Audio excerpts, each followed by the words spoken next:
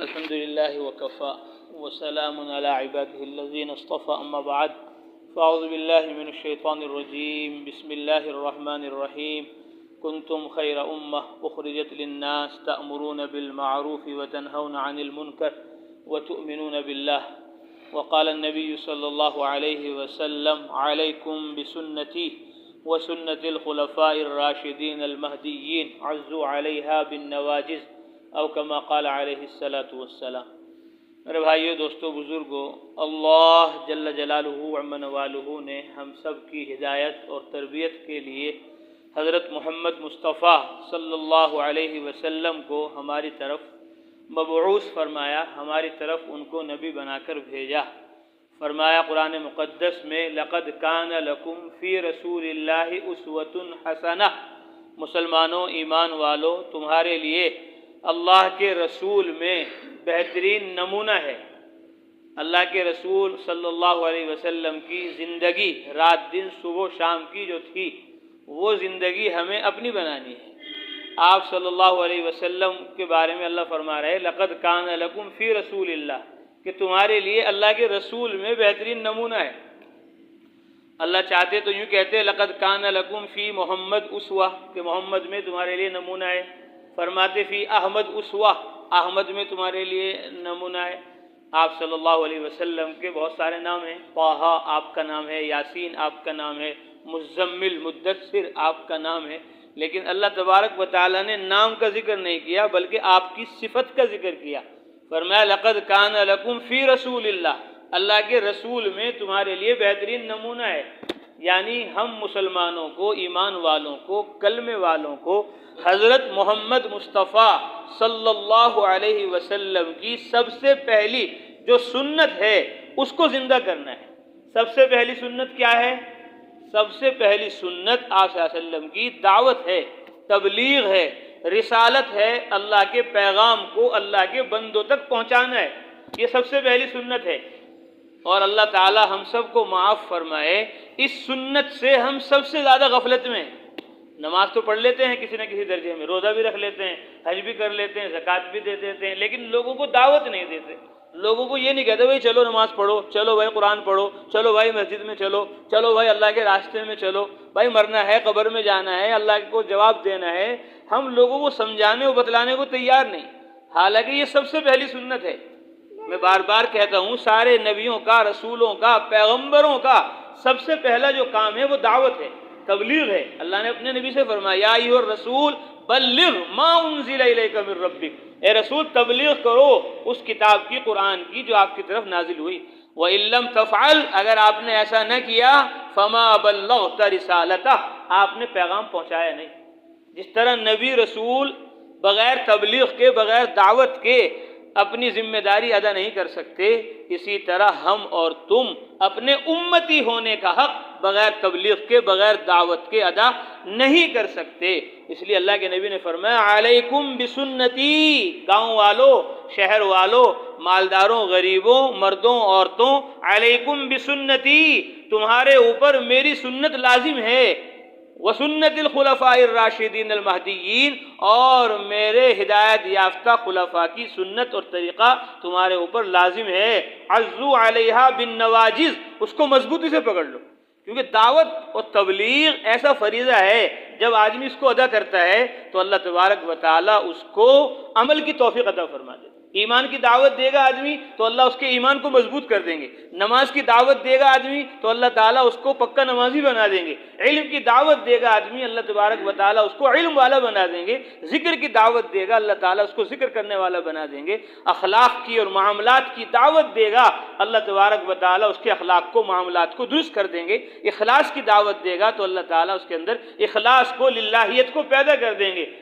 دعوت اور تبلیغ اللہ کے کلمے کو بلند کرنے کی لوگوں کو دعوت دے گا تو اللہ تعالیٰ اس کو دعوت دینا اور تبلیغ کرنا، دین کے لیے ملکوں میں، علاقوں میں جانا، اللہ اس کے لیے آسان فرما دیں گے۔ حضرت مولانا اشرف علی تھانوی رحمۃ اللہ علیہ، جنہوں نے 1000 کتابیں لکھی، بڑے مجدد، بڑے عالم، فرمایا کرتے تھے جس چیز کی میں اپنے اندر کمی دیکھتا ہوں، جس چیز کی میں اپنے اندر کمی دیکھتا ہوں کہ میری ذکر میں کمی ہو رہی ہے، علم میں کمی ہو رہی ہے، عبادت میں کمی ہو رہی ہے، تو میں فوراً اس کے لیے بیان کرتا ہوں، اس کی تقریر کرتا ہوں۔ اس بیان کی برکت سے، تقریر کی برکت سے، اس کہنے سننے کی برکت سے اللہ تعالیٰ وہ صفت میرے اندر پیدا کر دیتے ہیں۔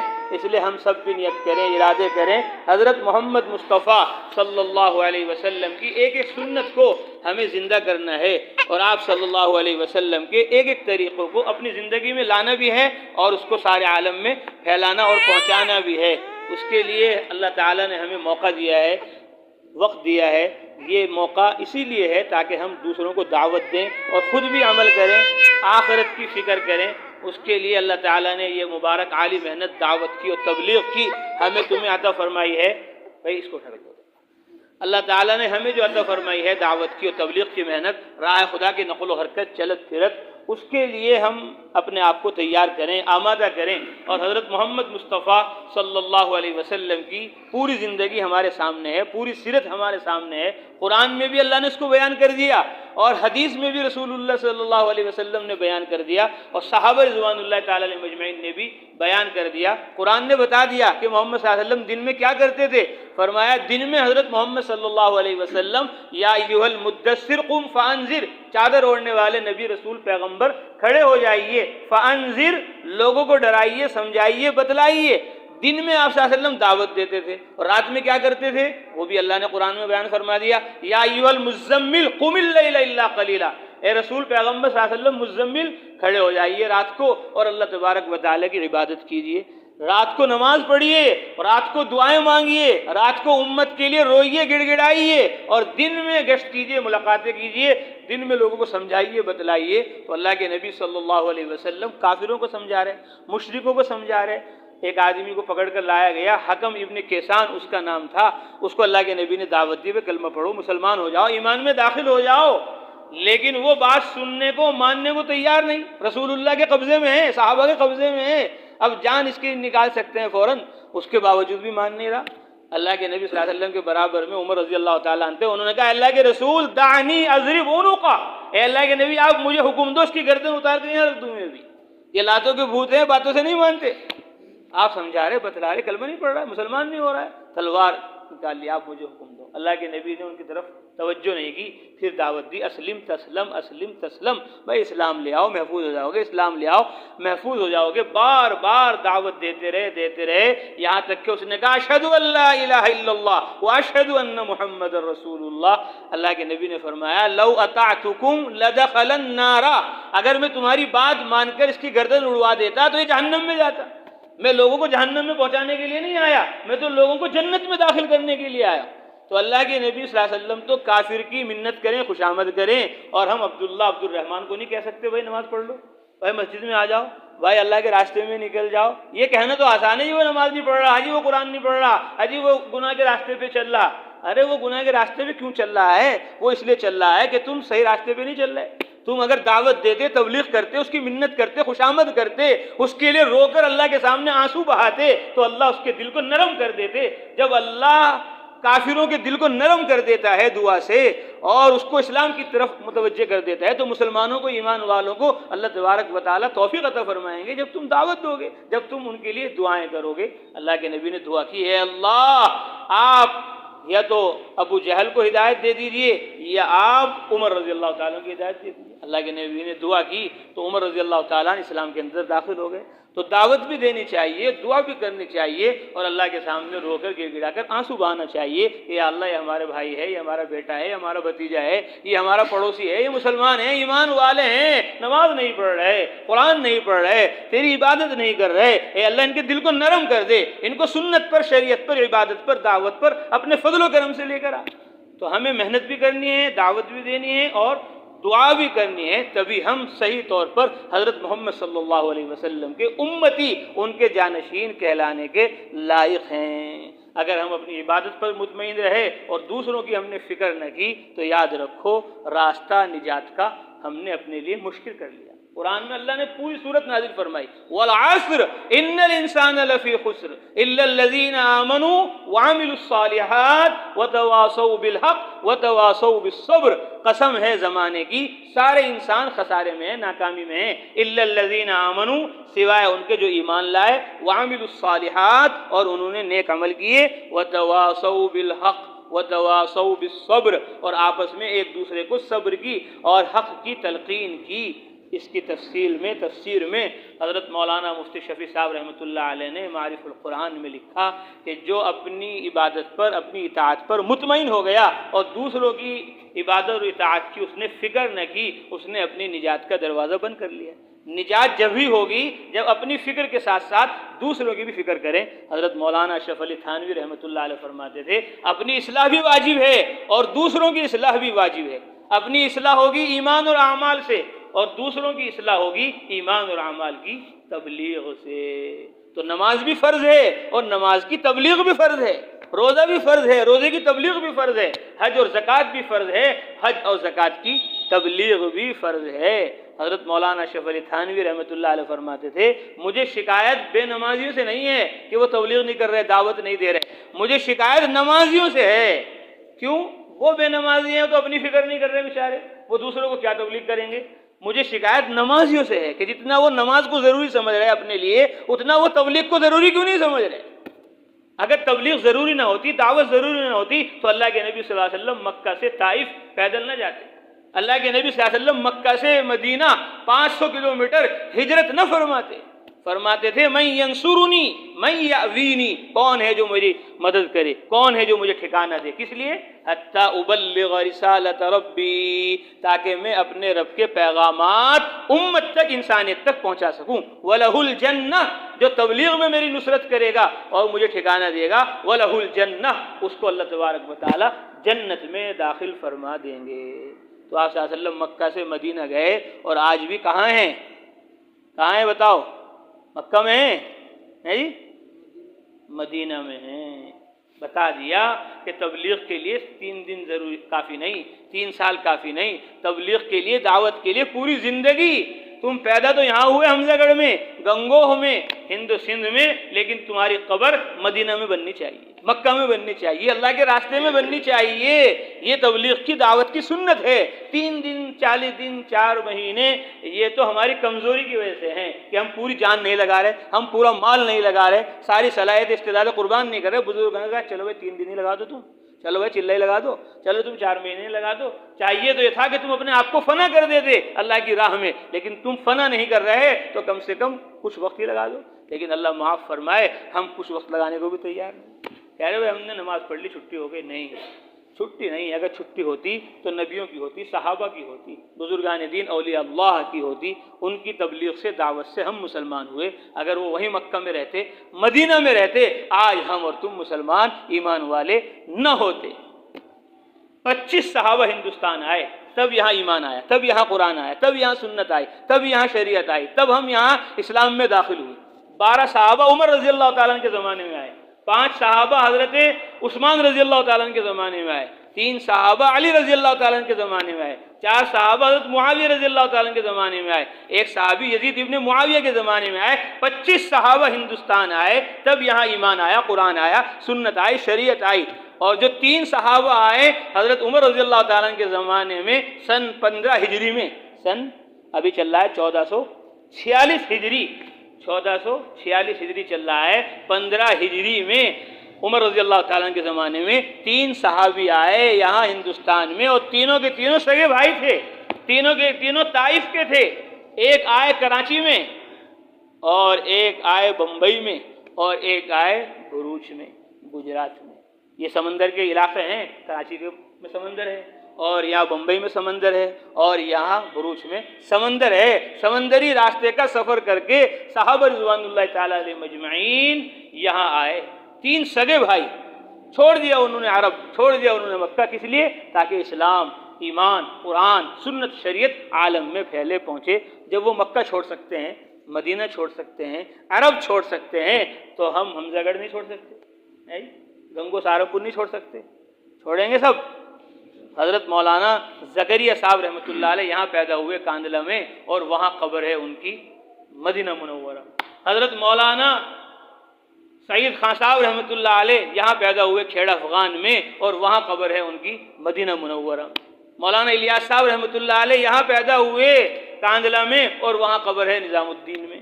حضرت مولانا مفتی محمود الحسن صاحب گنگوہی رحمۃ اللہ علیہ یہاں پیدا ہوئے گنگو میں، اور وہاں افریقہ میں جوہانسبرگ میں ان کی قبر ہے۔ حضرت مولانا عبد القدوس گنگوہی رحمۃ اللہ علیہ کہاں پیدا ہوئے؟ وہاں فیض آباد میں، ردولی میں، لکھنؤ کے پاس 35 سال وہاں رہے، پھر 35 سال یہاں شاہباز میں رہے، اور پھر 14 سال گنگوہ میں رہے، اور وہیں ان کی قبر ہے۔ لوگ سمجھ رہے گنگو کے ہیں، وہ گنگو کے نہیں ہیں، وہ فیض آباد کے ہیں۔ وہاں سے اتنا لمبا سفر انہوں نے کیا، اور یہاں ان کی قبر بن گئی، 500 سال ہو گئے۔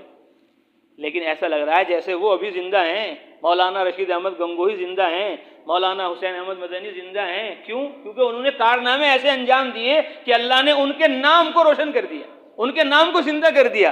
مولانا فرماتے تھے ہمارے یوسف صاحب رحمۃ اللہ علیہ کہ دین تو چمکنے کے لیے آیا ہے، عالم میں روشن ہونے کے لیے آیا ہے، جو اس کو چمکانے میں لگیں گے اللہ ان کو بھی چمکا دیں گے، اللہ ان کو بھی روشن کر دیں گے، اللہ ان کو بھی منور کر دیں گے۔ تو ان کے نام بھی آج تک زندہ ہیں، لوگ جان رہے ہیں۔ مولانا الیاس ہیں، مولانا یوسف ہیں۔ ہم جماعتوں میں گئے، ہم نے بہت بیان کیا مولانا یوسف، مولانا الیاس، تو بہت سارے ساتھیوں نے کہا کہ بھئی آپ مولانا الیاس صاحب کے ساتھ رہے کیا؟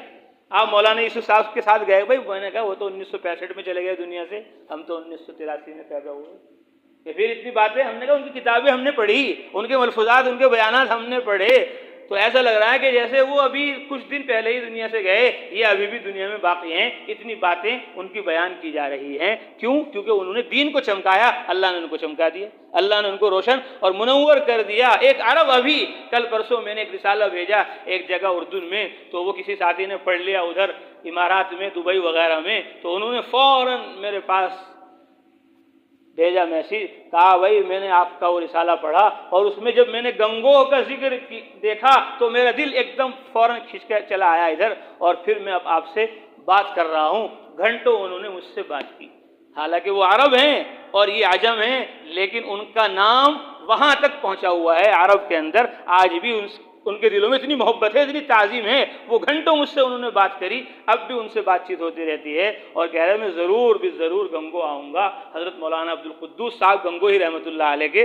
مزار پر جاؤں گا۔ حالانکہ وہ مزار کو اور بزرگوں کو، خانقاہ کو اچھا نہیں سمجھتے بہت سارے لوگ عرب کے خاص طور پر، لیکن کہا کہ میں بہت محبت کرتا ہوں بزرگوں سے، اولیاء اللہ سے۔ جیسے ہی میں نے پڑھا گنگو کا نام تو میں نے فوراً آپ سے بات چیت کی۔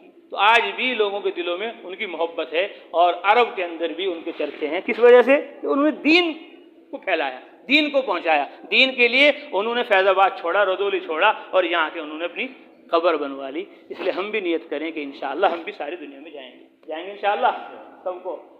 نہیں بتاؤ، لکھو نام، لکھو جی، میرا لکھو، محمد سفیان انشاءاللہ 1 سال انگلستان، ابھی ہماری جماعت گئی عربستان، اب جائے گی انگلستان، امریکہ اور جاپان انشاءاللہ جی۔ اور ہمتیں کرو بھائی، آپ کو جا رہے ہیں؟ 5 پاسپورٹ چلے گیا، پیسے بھی جمع ہو گئے، اللہ قبول کرو۔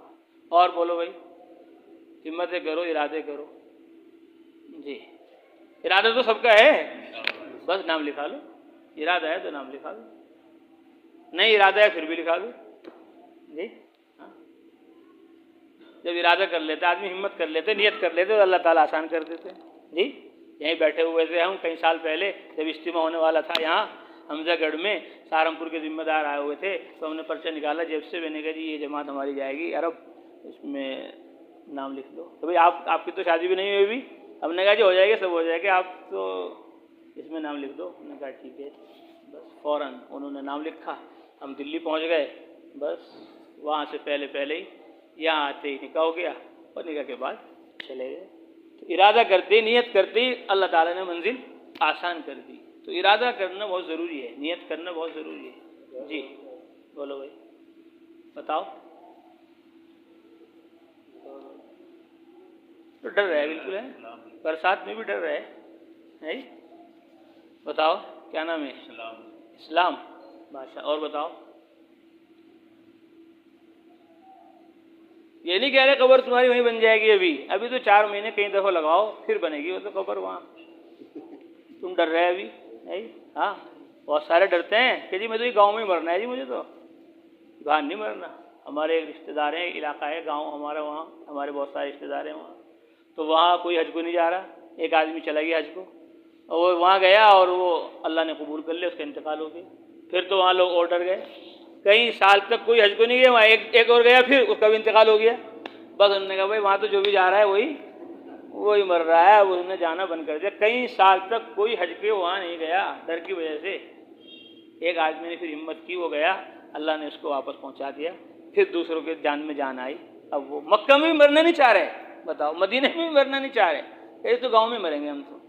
گاؤں کی اتنی محبت آ گئی دل میں۔ ایک آدمی گیا حج کے لیے، کبھی گیا نہیں جماعت میں، چلو 3 دن کے لیے، چلو 40 دن کے لیے، چلو 40 جا ہی نہیں رہا جماعت میں۔ اب حج کا نمبر آ گیا، وہ حج کو چلا گیا، اب وہاں جا کے مکہ میں مدینہ میں کہہ رہا ہے چلو میں تو گاؤں میں جاؤں گی۔ کیا ہوگا کہ دل نہیں لگ رہا ہے؟ مکہ میں دل نہیں لگ رہا ہے، مدینہ میں دل نہیں لگ، کیونکہ کبھی گھر سے باہر نکلا ہی نہیں، پہلی بار گھر سے باہر نکلا۔ مکہ میں بھی دل نہیں لگ رہا، مدینہ میں بھی دل نہیں لگ رہا۔ اس لیے ہمارے بزرگ فرماتے ہیں بھائی جو حج کو جا رہے ہیں، عمرے کو جا رہے ہیں، ان کو پہلے تبلیغ میں جماعت میں وقت لگوا دو، تاکہ اللہ کی محبت آ جائے، رسول اللہ کی محبت آ جائے، گھر سے باہر نکلنا آ جائے ان کو، ورنہ وہاں جا کے بھی جو کہیں گے مکہ میں دل نہیں لگ رہا ہے۔ بتاؤ، لوگ تو تمنا کر رہے ہیں مدینے میں مرنے کی، اور یہ جانے کی بھی تمنا نہیں کر رہے، وہاں سے واپس آ رہے کہ پہلے بھائی سب کے ساتھ جانا پڑے گا، بھائی کیسے چلے جاؤ گے تم ابھی؟ تو جائیں گے سب انشاءاللہ، ڈرنا نہیں بالکل بھی۔ اللہ قبول فرمائے۔ وَإِلَٰهُكُمْ إِلَٰهٌ وَاحِدٌ لَا إِلَٰهَ إِلَّا هُوَ الرَّحْمَٰنُ الرَّحِيمُ سُبْحَانَ رَبِّيَ الْعَلِيِّ الْأَعْلَى الْوَهَّابُ لَا إِلَٰهَ إِلَّا أَنتَ سُبْحَانَكَ إِنَّا كُنَّا مِنَ الظَّالِمِينَ اللهم صل على محمد وعلى آل محمد كما صليت على إبراهيم وعلى آل إبراهيم إنك حميد مجيد اللهم بارك على محمد وعلى آل محمد كما باركت على إبراهيم وعلى آل إبراهيم إنك حميد مجيد ربنا آتنا في الدنيا حسنة وفي الآخرة حسنة وقنا عذاب النار۔ یا اللہ ہمارے گناہوں کو معاف فرما، یا اللہ ہماری خطائیں سے درگزر فرما، ہمارے یہاں جمع ہونے کو، کہنے سننے کو قبول فرما، عبادت کرنے کی ہمیں توفیق عطا فرما، دعوت دینے کی ہمیں توفیق عطا فرما، پوری امت کی جہالت کو، غفلت کو یا اللہ ختم فرما، پوری امت میں علم کو زندہ فرما، ذکر کو زندہ فرما، سنت و شریعت کو زندہ فرما۔ اے اللہ ہماری مسجدوں کو مسجد نبوی جیسا بنا، ہمارے گھروں کو حضرت محمد صلی اللہ علیہ وسلم کے گھروں جیسا بنا، ہماری بستیوں محلوں کو مدینہ منورہ جیسا بنا۔ اے اللہ ہمارے مردوں کو، عورتوں کو، بچوں کو حضرت محمد صلی اللہ علیہ وسلم کی طرح علم میں، ذکر میں، عبادت میں، دعوت میں لگانے کی توفیق عطا فرما۔ جہنم کا ڈر، خوف ہمارے دلوں میں پیدا فرما۔ اے اللہ جنت کا ذوق و شوق ہمارے دلوں میں پیدا فرما۔ اے اللہ ہمیں پوری امت مسلمہ کو جہنم سے نجات عطا فرما۔ اے اللہ ہمیں پوری امت مسلمہ کو جنت الفردوس میں داخل فرما۔ ہمارے بیماروں کو شفا نصیب فرما، ہمارے مقروضوں کی قرضوں کی ادائیگی غیب سے بندوبست فرما، ہمارے مرحومین کی مغفرت فرما، حاضرین مجلس کی جائز تمناؤں کو، ضرورتوں کو پورا فرما۔ ہم نے جو مانگا مولا وہ بھی عطا فرما، جو مانگنے سے رہ گیا وہ بھی عطا فرما۔ یا ارحم الراحمین ہماری دعاؤں کو قبول فرما، آمین۔ صلی اللہ تعالی علی خیر خلقہ محمد وعلی آلہ واصحابہ اجمعین برحمتک یا ارحم الراحمین۔ السلام علیکم، یغفر اللہ، السلام السلام، یغفر اللہ لکم وعلیکم السلام، یغفر اللہ، السلام، یغفر اللہ لکم، السلام، یغفر اللہ لنا،